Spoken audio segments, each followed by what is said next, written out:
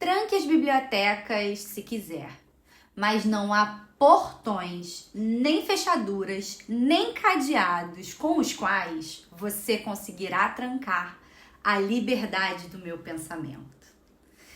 Esses dias eu me deparei com essa brilhante frase da Virginia Woolf e ela ficou presa na minha cabeça, ecoando. Olá, que tal? Eu sou Ana Clara, professora e pesquisadora, e esse é um espaço para a gente pensar junto sobre história, feminismos, educação e os atravessamentos do nosso tempo. Se você não é inscrito nesse canal, por favor, se inscreva para não perder nadinha. Bem, talvez o que mais tenha me atravessado nessa frase é perceber o quanto ela continua absurdamente atual. Porque talvez hoje a gente não tranque as bibliotecas do mesmo jeito que antes.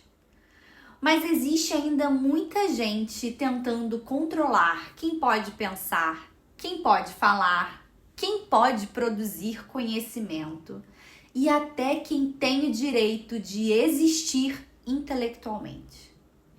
Virginia Woolf não estava falando apenas sobre livros. Ela estava falando sobre o acesso, sobre a autonomia, sobre o direito de uma mulher existir para além da função que esperavam dela. E isso aparece muito em seu livro Um Teto Todo Seu, porque nesse livro ela faz uma pergunta muito simples, mas devastadora. Por que durante séculos os homens escreveram tanto e as mulheres quase não aparecem na história da literatura? E a resposta dela não é a falta de talento, é a falta de condições. Faltava dinheiro, faltava tempo, faltava privacidade, faltava estudo, faltava liberdade. Faltava literalmente um teto todo seu. E eu acho interessante como ela usa a imagem da biblioteca. Porque bibliotecas representam a memória, o conhecimento, representam quem teve o direito de registrar a sua própria existência. E historicamente, as mulheres foram afastadas desses espaços.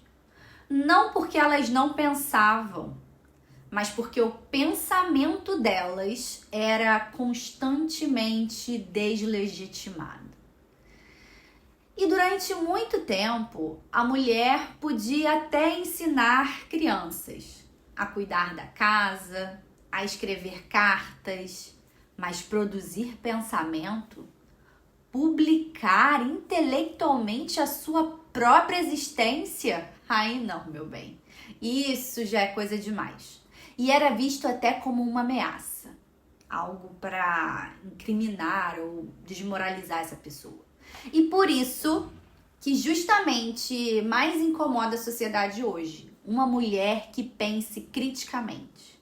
Porque quando uma mulher começa a pensar sobre a sua própria condição de vida, ela começa também a questionar as estruturas. Ela pergunta: por que as coisas são assim? Quem se beneficia disso? Quem ficou de fora? Quem foi silenciada? E aí ela deixa de ser apenas uma mulher aceitável e passa a se tornar perigosa, muito perigosa. Afinal, foi por isso que tantas mulheres intelectuais foram tratadas como exageradas, histéricas, difíceis, radicais e até mesmo instáveis. Porque reduzir uma mulher à loucura sempre foi uma maneira muito eficiente de não precisar escutá-la, de cerceá-la, de enclausurá-la. E hoje, sinceramente, às vezes eu acho que a gente romantiza demais a ideia que tudo mudou.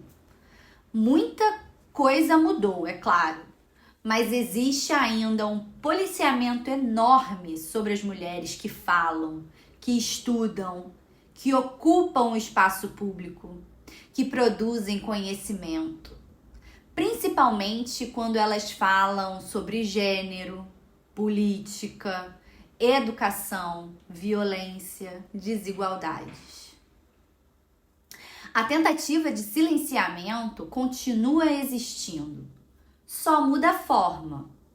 Às vezes vem em forma de ataque, às vezes vem em forma de deboche, às vezes vem daquela ideia de que mulher intelectual é arrogante ou se acha demais. E tem uma outra coisa que eu acho muito curiosa do nosso tempo. Porque, teoricamente, a gente vive na era da informação. Nunca foi tão fácil acessar livros, fazer pesquisas, acessar aulas, bibliotecas, universidades. Nunca foi tão fácil aprender. Mas, ao mesmo tempo, parece que pensar virou quase que um problema. Existe hoje um movimento muito forte da desvalorização do pensamento crítico, de desconfiança da ciência, da universidade, dos professores, dos pesquisadores. E isso aparece o tempo inteiro na internet. Na ideia de que estudar demais é arrogância, de que reflexão é muito complicado, de que tudo precisa ser rápido, simples e superficial. E, sinceramente, eu acho que Virginia Woolf entenderia muito bem esse mundo. Porque, no fundo, continuam tentando controlar quais pensamentos têm mais legitimidade e quais devem ser ridicularizados ou silenciados. Mas o mais forte na frase da Virginia Woolf que abre esse vídeo é justamente a recusa dela em aceitar esse tipo de controle. Porque ela está dizendo: vocês podem até limitar os meus espaços, os meus acessos, meus movimentos, mas existe uma coisa que vocês não conseguem aprisionar, que é o meu pensamento. E eu acho isso muito poderoso, porque pensamento gera linguagem, linguagem gera consciência, e consciência transforma o mundo. Quem sabe não seja por isso que regimes autoritários, fundamentalistas e com estruturas conservadoras tenham tanto medo dos livros, das universidades, das professoras, de pesquisadoras, de mulheres que escrevem. Poucas ideias atravessam muros. E mais uma vez que quando alguém aprende a pensar criticamente, fica muito mais difícil voltar atrás. Virginia Woolf escreveu isso há quase um século, mas ainda assim parece que ela estava falando do nosso tempo presente. Porque no fim das contas, continuam tentando controlar não só o que as mulheres fazem, mas principalmente o que elas pensam. E talvez pensar hoje em dia continua sendo um dos atos mais perigosos que existem. E se esse vídeo te fez pensar de alguma forma, se inscreva no canal e ative as notificações. Por aqui, né? Porque aqui a gente continua falando sobre história, feminismos, educação e todas essas ideias que atravessam o nosso cotidiano, mesmo quando tentam nos silenciar. E claro, me conta aqui nos comentários qual livro, qual autora ou qual pensamento mudou a forma como você enxerga o mundo. Um grande beijo e hasta luego!